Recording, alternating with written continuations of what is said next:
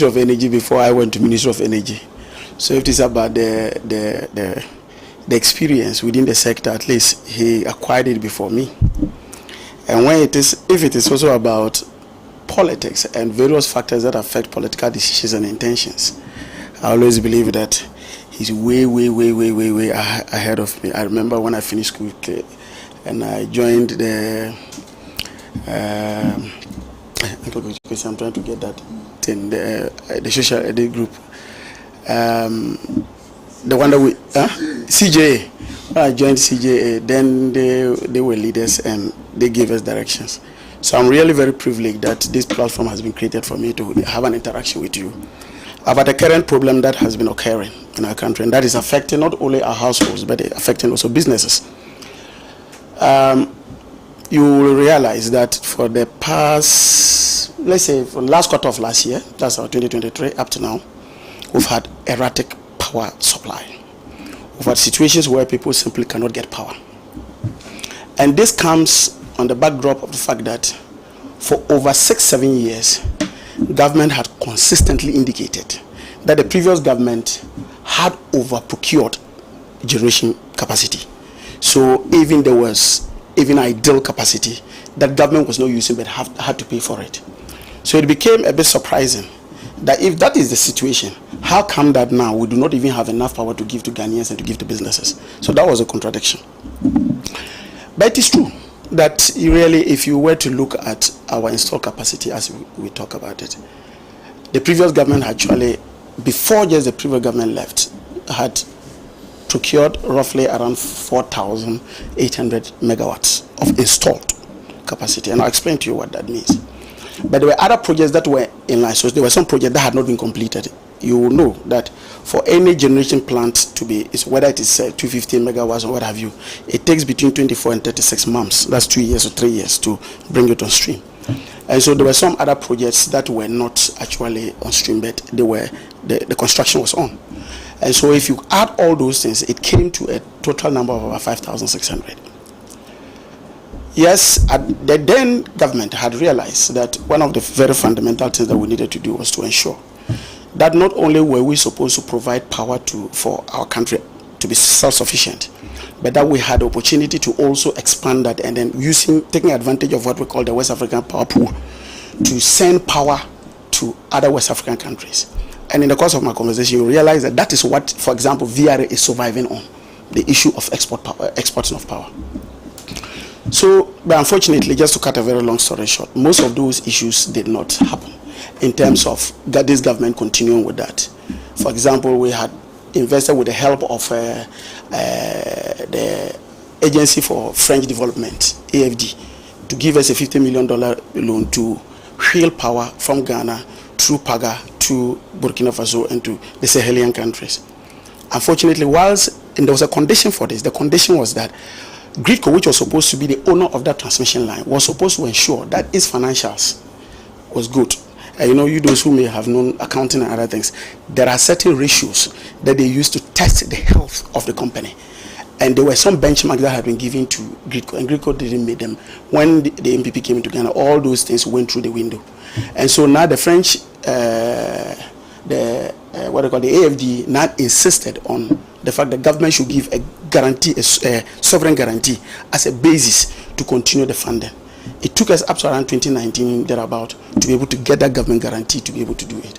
So basically, we were not having that project delayed, and therefore we had situations where power could not be transmitted. I sent as much as we could do, and that's why they were talking about idle capacity that was seated.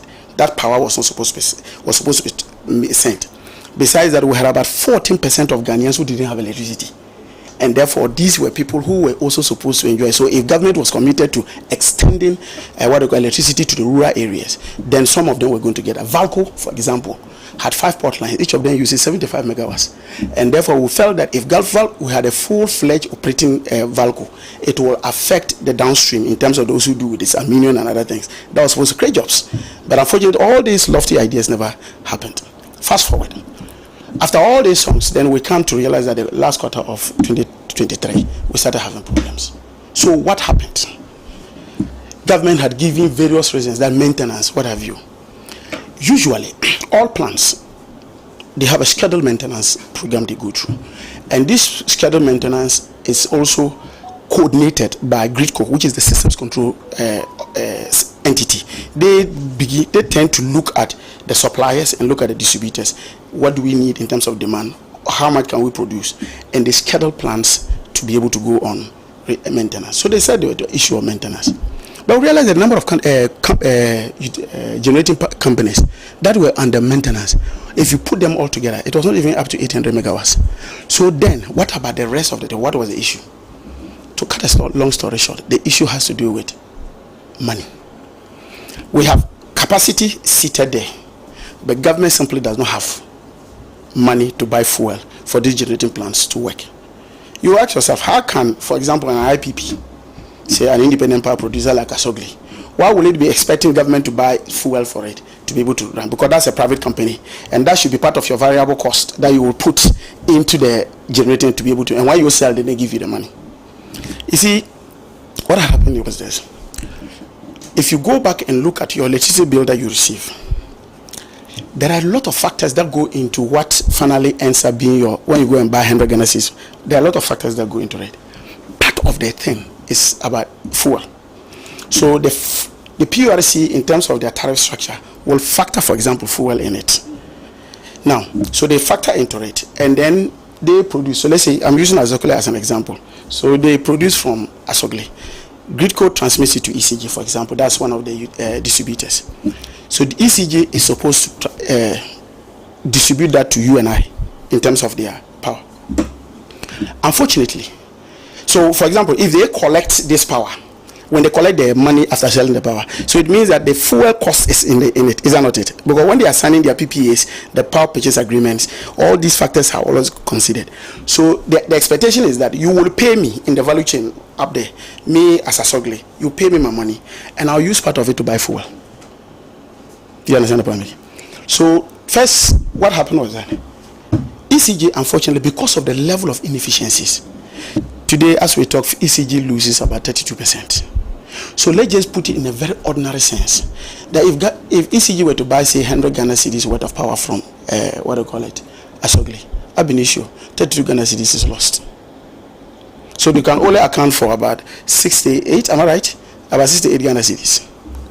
Now, this money, ordinarily, for any responsible company, is supposed to then use this money and pay all the players in the value chain. So those who produce the power, those who transmitted it, the fuel suppliers, and what have you. You have to pay all these people along the value chain. ECG, it was not doing that. ECG was using this more to do a lot of procurement and to run their own institutional operations, whether it is about buying of meters. Meanwhile, somebody has generated the power, has given it to you, and you are not paying the person, and you are using it to do this. So government then introduced what they call the cash waterfall mechanism. The cash waterfall mechanism was that, look, we know you cannot even just account for the power you are using. However, when you collect the power, ensure that you put it in a common pot, and then we will there's a predetermined formula. So we'll then distribute that power, the money, to all, so that everybody will get something small, so that they can at least meet the operational cost and be able to do what? Bring power back to you. ECG decided to throw that into the wind. They were not implementing that. And in fact, in that formula, you will see that ECG itself is part of the formula. So they say if you collect 66 Ghana cedis, out of that 66 Ghana cedis, 20.17% of it is supposed to be you ECG, collect it and also meet your operational cost. So out of the 66 Ghana cedis, you have a percentage to pick, and every other person has a percentage to pick. Unfortunately, because they were not doing this, government, in an attempt to deal with it, then said that, look, we've come to realize because you are doing this, we are unable to even meet the fuel cost. And so initially you were supposed to be the one the allocator of fuel. You were supposed to indicate that, look, because you are collecting, remember that in the tariff, fuel is part of it. So you take the thing. So we are expecting that you should be able to allocate fuel for these generating plants to be able to generate power. But you are not doing it. So stop it. Don't do it again. But we'll take over from that. Unfortunately, government took over, and they were not also paying. So you have a situation where the generating plants are seated there, they need power, and they cannot get the power. Are you getting the drift I'm doing? So because they cannot get the fuel to be able to run, you will have a deficit. So today you hear that, you see that on the average, and we had opportunity of meeting the power utilities there, and generally we realize that the current situation, 70% thereabout, is as a result of inability of the utilities to be able to procure power. Fuel. Now, government in itself said that, look, because the IPPs are private companies, and you see, the issue of IPP is another story for another day. I have always indicated that as a country we must take a second look at the IPPs, because they are actually creating havoc for a lot of emerging economies, and therefore we need to take a second look at it. But that is the animal we have today, so let's deal with the animal that we have today. You see, the IPPs, what they have indicated very clearly is that, look, in terms of the formula, they fall under what we call the level A. The level A, it means that they are treated as a priority as compared to the SOEs, the state-owned enterprises like VRA, Gridco, NETCO, ECG. They are treated as like the pampered kids within the formula. And so they always indicate that there's a percentage that is given to the IPPs, the 6 active IPPs, to be able to run. So when they give that, the rest of the crumbs that are left is supposed to also now be distributed among the state institutions. But that amount of money is so small that government is also always asked to augment for 2 reasons. The first reason is because of the losses. Government is the shareholder of ECG. Is the sole shareholder of ECG. So the liabilities of the company, anytime there's a contingent liability, it falls on the, on the shareholder. So the shareholder has to make that, shortfall. That's the first point. 2, part of the losses is because of government. Because government's own document, they have a document known as the ESRP, that is the Energy Sector Recovery Program. And in that, they say on annual basis, just default from MMDs, that's ministries, departments, and agencies, and what have you, it's about $180 million. If you were to do even 1 to 10 as an exchange rate, there's going to be a problem with that, isn't it? You are going into billions. So that's another aspect. There's a third aspect. The third aspect is exchange, foreign exchange losses. Remember that, for example, if you take a company like BUI gives, by virtue of the fact that BUI has to pay back the loan that we took, the loan that we took from China to be able to put that, BUI has to pay for it. And so usually BUI will invoice ECG in dollars, or Kappa will invoice ECG in dollars, but ECG will sell the power in cedis. So when they sell it in cedis, anytime the cedi depreciates against the dollar, there's a loss because there's a time lag. That becomes a foreign exchange liability. Somebody has to take care of it. It is not the fault, for example, of ECG that they are making those losses. So it becomes a liability on government, and the government has to take care of it. So with all these factors, government was supposed to now augment these crumbs after they have given the level A people. Unfortunately, government is not so paying. And that is why, for example, if you take something like VRA, since August up to today, they have not received 1 peso from ECG. Meanwhile, they are generating power. They are generating power. And so you then ask yourself, how is VRA surviving? VRA is surviving because of exports. Because you know the VRA exports power to Togo, to Benin, and then to Cote d'Ivoire. Then you have a government that, out of a knee-jerk reaction, says, you can't give power to these countries, cut them off. There are 2 issues to this. The first issue is that for Cote d'Ivoire, it's a power exchange that we have, and our networks are intertwined. That sometimes, if we have enough power, sometimes we still take power from Cote d'Ivoire just to be able to stabilize our system. And so if you say cut off power from Cote d'Ivoire, then what you are just saying is that power exchange that you have within your networks, so it is more of an operational thing rather than a technical, a financial arrangement. So that in itself doesn't make technical. 2, you have an agreement that spans in the 70s up to now about the fact that give me X amount of power. And in all contracts, you have liability. So if I renege in meeting my side of the contract, what it then means is that I will have to pay some liabilities for that. Is that okay? But let's even assume that in all this you will not pay any liability. If you take Togo, in the past 3 months, if you take Togo, you take Benin, and take Cote d'Ivoire, we don't do combined, VRA does not give them more than 180 megawatts. So it means that even if you take that away, and you look at the situation where on the, on the average we are shedding about 500 megawatts, you are still not solved the problem. 2, VRA that you have not given a cent since August till now, they are surviving because of the foreign exchange they are getting from these countries. What it means is that if you are telling them not to, not to export, and you are not also giving them money to be solvent enough to be able to operate as a state-owned agency, what you are saying is that VRA cannot meet its operational costs. If VRA cannot meet its operational costs, as we speak now, currently, even within the challenges, VRA is doing about 40% of the power that they are supplying to us, because they are overrunning the dams, the 2 dams, the Kum, and then Akosombo, and then they are running part of the upstream. If you look at TAPCO is the one in Aboaze. It's about 330. Currently, they are doing about 220. Is the TICO, which is a joint venture between a foreign company and that of VRA. That one is a bit they are still working on it. Again, it's part of the planning. Part of the plan was, see, the lifespan of every plant. There's a lifespan for every plant, isn't it? It's like we buy a car after some time, unless you go back to Kumasi and go and pimp it. You go and change the spare parts and additives and make it a bit rejuvenated. There's a lifespan to it. These are plants, for example, if you take the TAPCO, was brought into stream under Rawlings regime around 1997 thereabout. It's hitting around 30 years. And so it is not as efficient as it used to be. VRA has to constantly change parts just to let it look a bit good. I get the point. So all these are part of the challenges that we have. And government simply does not want to admit the fact that we have a challenge. Now, every government can face a challenge. But if you can face a challenge, the other thing we expect is that I have a contract with you, that I will buy my electricity and I'll pay for it.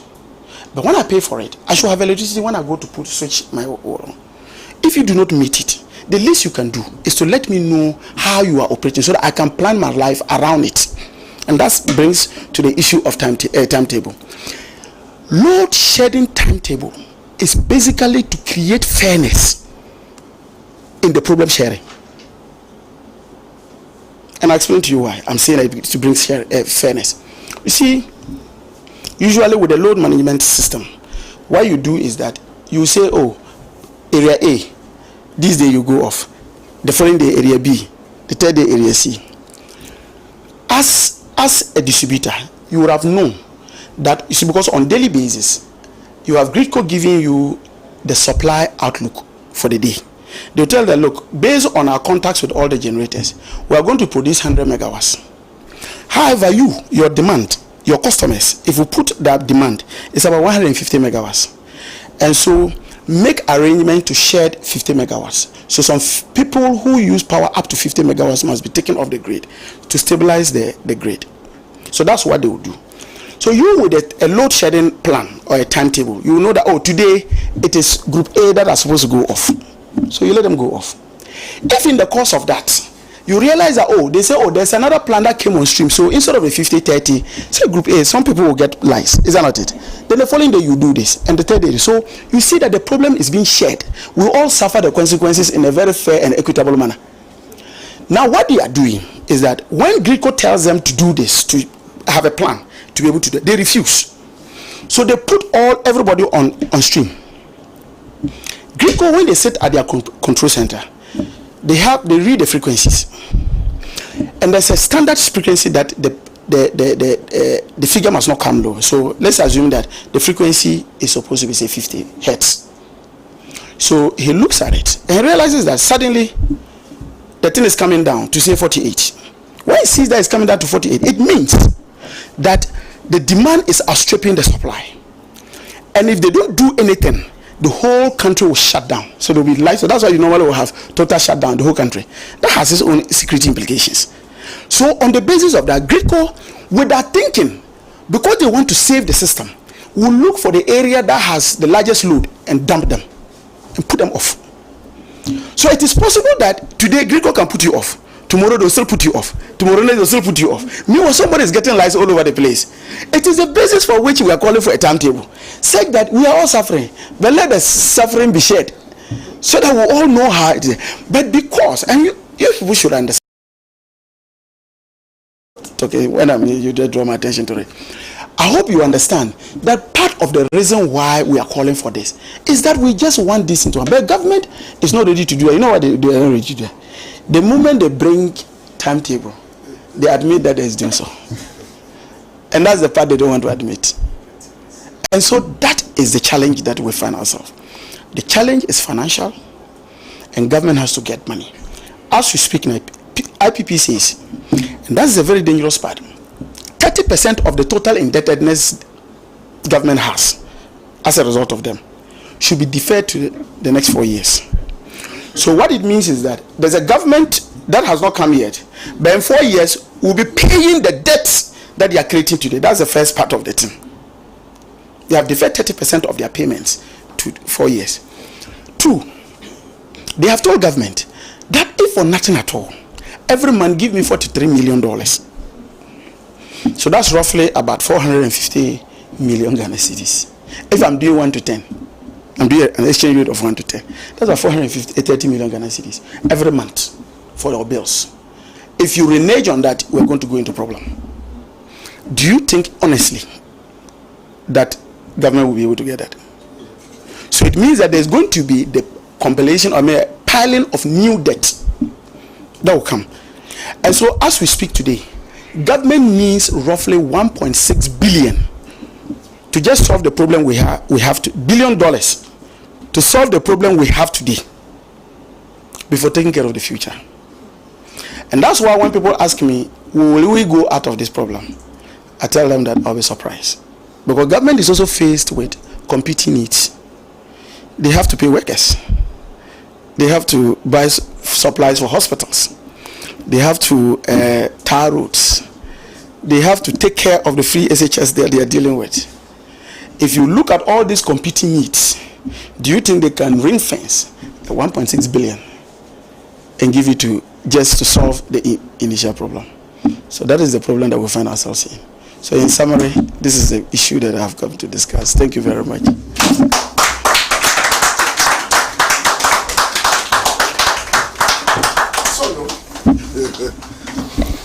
Well, Comrade Honorable Libert Bauer has tried to explain the energy crisis and so on. Now it's time for those of us in the studio who have questions to raise, who have comments to make, to do so. And then thereafter, we expect that we'll take some messages from our social media platform. For all of this, we have just under 25 minutes. So we'd like to see those in the studio who would like to raise issues and ask questions. I can see 1, 2, 3. 1, 2, 3. So we do it like this. So microphone is for you.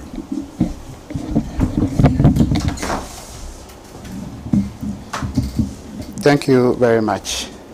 So Honorable Eddie, I have a question first and then a contribution. So the question is this. We do know that in taxation and in management accounting, they will tell you that you sometimes would specify a tax for a particular purpose. So I know that we have a number of taxes earmarked for specific purpose, one of them being the ESLA. But apart from the ESLA, we have 3 different energy levies on only fuel. You have the energy recovery levy, you have the energy fund, and you have the energy sector recovery levy. If you put all of this together, it's over 1 cedi on a liter of fuel. My question is, why is Parliament looking unconcerned, or it seems like they look unconcerned, when such funds have been used for other purposes aside what they were earmarked for? And especially in the case where we know they have used it for a loan. And what did they use the loan for? So that's my question. The brief contribution I have is just using the same energy levies I have mentioned. If you look at only January this year, petrol and diesel alone Ghana consumed over 380 million liters, or just those two products. The energy funds I have mentioned contribute about 1 CD 17 pesos. So it means that even without bailing us, government has over 300, almost 400 million coming from only fuel consumption. What is that money being used for that we are still in this crisis? So that is also a contribution and a question at the same time. Thank you.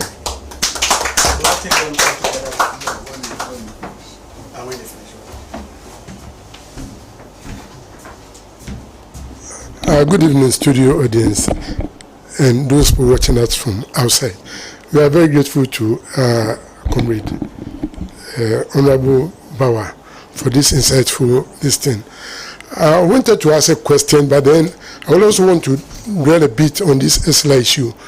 It's still recurring in my memories. I remember some time ago, the former President, His Excellency John Dramani Mahama, cautioned passionately the current administration that they can touch any money in the system, but as for this ESLA that was established, I think 2015,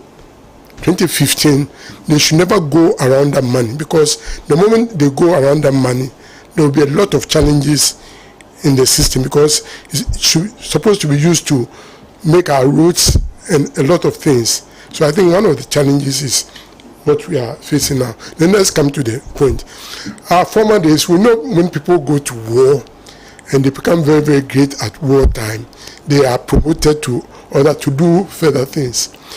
I can just wonder why all of a sudden, do I mention it, Dr. Napo, whatever you call him, was moved from the educational system to the Ministry of Energy.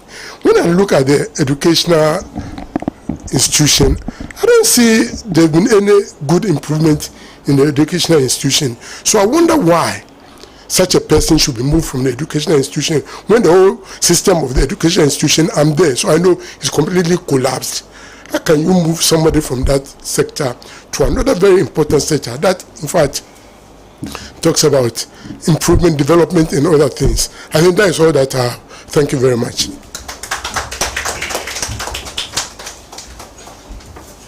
Well, I have some small issue.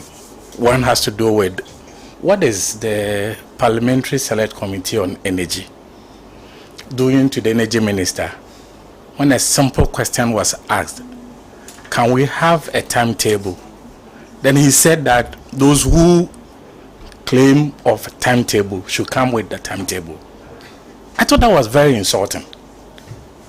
And this, the silence on it. The next issue has to do with, I hear you saying something like 32, and that has to do with maybe the system or the transmission losses. But previously, we were told that that has come down significantly due to certain programs, maybe the ECG or the Ministry of Energy had with World Bank and some other institutions. What exactly caused the sudden rise of those transmission or the system losses? My other issue is that now we are talking of liquidity, but we are told that the PDS transaction, ECG has some money and it is with some people. What is the difficulty in summoning these people before Parliament for them to answer questions on it? Honorable, my last point, you said something about the IPPs, and that has to do with what privatization is doing. Is there anything, because you said that what is left for the state is very small. What it means is that the private sector has already taken a chunk of what, if it is the state management, can handle. Is there any way we can work on some of these things going forward rather than where we find ourselves now? Thank you very much. One of us would come up and read the messages on social media. Please mention your name before you start reading. You have up to 5 minutes. Good evening, comrades. So, I'll go with our WhatsApp platform. So, this is coming from Tamaklo Wisdom Kwame. He says VRA needs urgent money, but they are charging prepaid meter to postpaid meter. How can they get urgent money? Thank you. From Kwashi in Nikbe in the Guan district, Oti region. Greetings to you, comrades. Insightful presentation by Honorable Edward Bauer. Ghana has all kinds of energy experts. We have all the PhDs. We have brilliant minds who give brilliant suggestions on energy issues. But let us think about this. What do we expect when we have property owning Democrats running the state? If the powers that had bigger and better plans for our energy sector, the PDS scandal would not have happened. Let us not forget the attempt to review the Ameri deal and the circumstances that led to the sacking of Boachi Ejako as Minister of Energy. Today, they will boast that Ghana is exporting electricity to Togo and Cote d'Ivoire. Nkrumah already had that vision long ago. President Mahama advised the government not to tamper with the energy sector levy because we could return to do so, but they did not listen. The energy crisis sums up the mismanagement of this government. Thank you so much. And this is from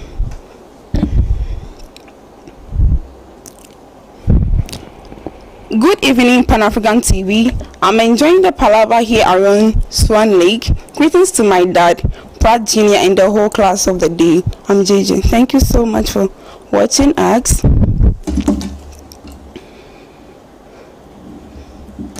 So this is from Akulipa from Swala.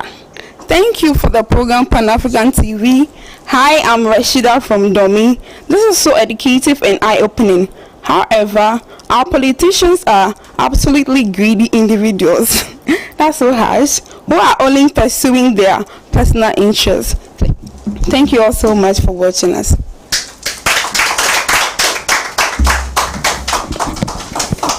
Now it's time to invite our guest, the Honorable Edward Bauer, to respond to the questions and make other comments that he may wish to. 10 minutes. So let me see if I can deal with all this in 10 minutes. So first, the issue of our energy levies. Prominently in it, you were talking about the energy sector levy. You recall that the essence of this was that it was supposed to, it was introduced somewhere around 2015 as part of the budget. And then in 2016, it was supposed to kick in 2016. It had a sunset clause. So what it meant was it was supposed to be just for 5 years. And the then government had a feeling that, look, we had what we call the legacy debt. Legacy debt was occasioned because of previous governments, maybe subsidy. They were introducing subsidy and they were not introducing a budget line in the budget to take care of it and other things. So we had that. And don't quote John Mahama, let's quote Boachi Ejako when he was being vetted. He said the total debt in terms of legacy, so at the time they came, they found in the energy sector was about 2.4 billion. That's what they said, dollars. The then NDC government felt that, look, with this energy sector levy, which was brought into being by the Act, in 5 years we'll be able to retire this debt. So that was one first prong. So we're going to use that to do that. And the second part of it was that whilst we're retiring that debt, we must make sure that we do not also incur new debt. Because we're retiring the old debt, the new debt should not be incurred. How are we going to do that? They looked at the value chain. The three functional zones, for example, of the power sector. So that the weakest link was, the distribution end. For both ECG and for VRA. NETCO, that's the Northern Electricity Distribution Company, which is a subsidiary of VRA anyway. So these were the two things. So there was a project that was introduced. The then government took advantage of the Compact 2, the Millennium Development Challenge, took advantage of that to introduce two projects, that the ECG turnaround, operational turnaround project, and the NEDCO turnaround project. So these were the two projects that we're going to do. Use the ECG one, that's our tie into your PDS thing. So unfortunately, because of very simple procurement,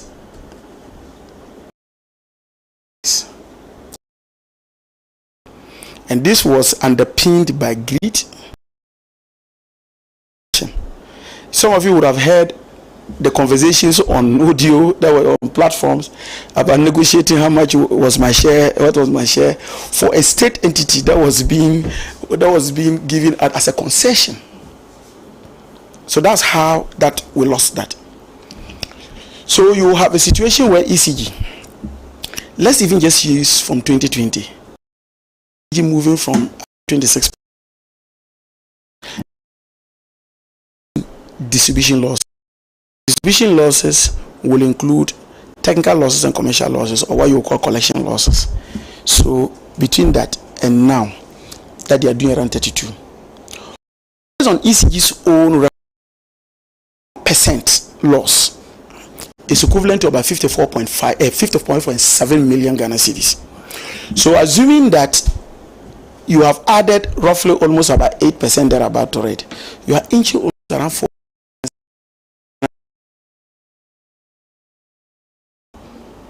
So that is the issue with that and the PDS. Now, where is this money, the ESLA money? One thing that this government did was that any money they saw,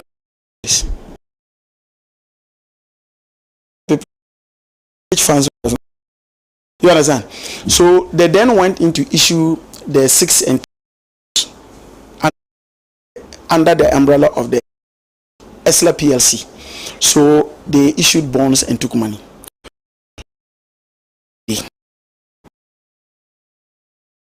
We will not have access because collateralized. So even though it is being, we have no access because of that. If we had used the money for even what it was meant for, they wouldn't have any problem. They use part of the money to pay, for example, pensions.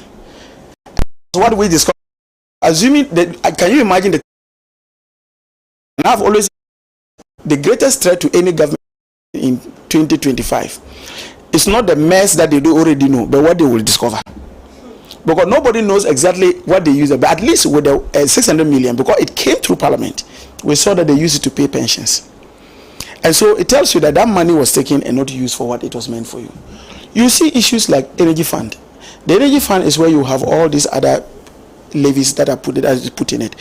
The custodian of this particular fund is the Energy Commission, but they are supposed to apportion it round.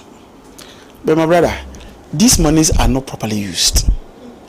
And see, when you ask a question that the PDS, how come that they have done that? Yes, we do know, and you know that His Excellency the former president and the flag bearer of the NDC has indicated that one will come immediately. We will want to audit, because remember that PDS worked from March to October. So from March to October that they worked in, the amount of money they collected, what did they use the money for? How was it appropriated? It has to be audited. We were expecting this to be an executive function, and so on the basis of the government would have said, look, we have fallen out with you, but the monies you have received, let's audit it and see how it was properly used. How did you use it? How did you pay the members, the people in the value chain? But obviously the monies were not seated, isn't it? They were being used to pay for all the people in the value chain. So how were they being used? So these are issues that will come. But I think that a greater part of it is an executive function that will have to be dealt with. On the issue of Napo and his comments, you see, even the same parents, you can have the same parent giving birth to two children, and one will just be so. I just want to use a very good word, but will just simply not be nice when he's talking to people. You understand the point I'm making? And the reason is that, you see, when you have it at the back of your mind, when you are serving people, that the honor is to the people. They have given you that, the power. It's not everybody. Imagine 30 million people, and you are the one managing the energy sector, a very important sector within the country. At least your utterances must come with some level of humility and the fact that of service. But when you have a situation where you say, to hell with you, then it becomes a problem. And of course, I've always felt that that is a mindset that some people have. Some people think that to be in power is a right and not a privilege. And so they have this monarchical mentality. You see, for a chief, when a chief becomes a chief, until death, he's still a chief. So he can just say anything and go away. You understand the point? But so that is the type of mentality that people like that have. And therefore, it manifests itself. The scripture says, out of the abundance of the heart, the mouth speaketh. So that is what actually sometimes permeates the way they do things. But it is for Ghanaians to make.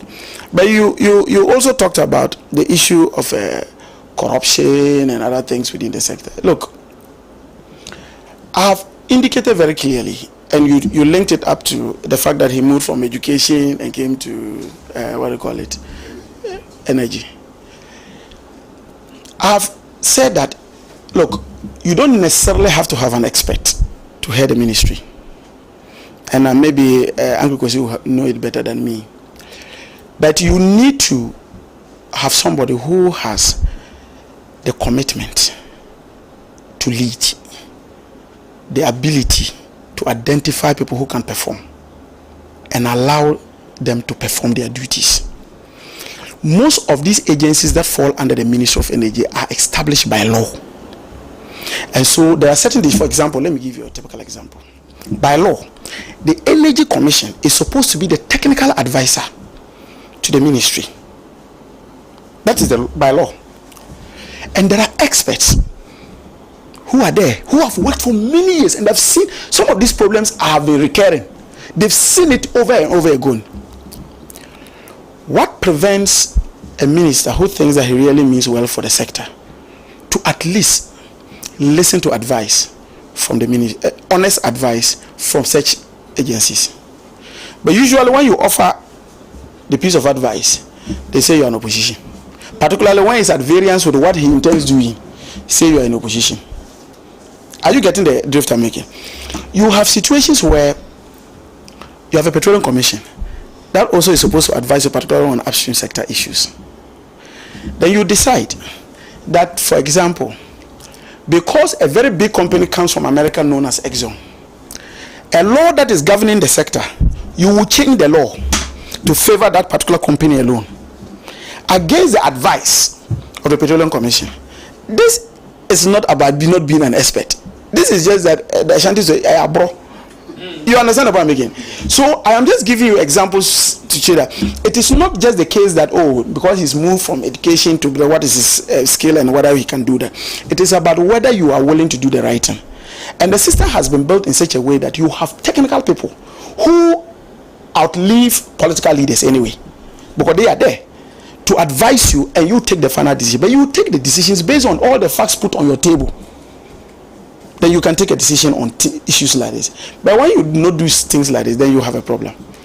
Now, to summarize my point, if there's any takeaway that everybody should take from here, in terms of installed capacity, and installed means we have put the fact that we have generating plants, we have them. Even if you look at dependable, because sometimes you can say your installed capacity, let's say your car, if you go and look at the speedometer, maybe it may run 200 kilometers per hour, isn't it? But when you even press it to the end, it may not reach 200 kilometers per hour. So even though the plate capacity is 200 kilometers per hour, you may be doing around 160, depending on the temperature. Sometimes that's why drivers will sometimes want to drive in the night, because the night the temperature is down, so the efficiency is higher. So let's even say dependable. We have enough dependable capacity to be able to not experience this particular situation. But the reason why we have this problem is because we are broke. We are broke because we have a mismanaged economy. We are broke because we have had corruption. We are broke because we did not set our priorities right. Thank you very much.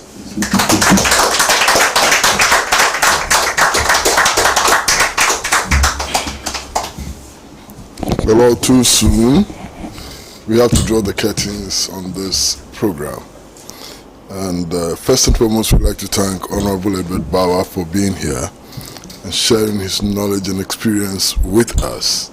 We have learned a few things and hope that those of us who followed us on social media and in their homes have also picked a few things. Now we can understand the crisis much, much better. Now, Wednesday Palaver comes to us every Wednesday from 5:30. Everybody and anybody can become part of the studio audience, just walk in. So please walk in, let's have these discussions, let's improve our knowledge of the matters that affect our lives and so on. But until we meet again next week, on behalf of the Accra Collective of the Socialist Forum and also the Pan-African Television, all of us at Pan-African Television, we'd like to say a big thank you for being with us, and we'd like to urge you for being with us, not just because we run Pan-African Television, but because the best on television is on Pan-African Television. Best in news, best in current affairs, best in sports, best in entertainment, best in everything. Bye-bye from all of us. See you again next week.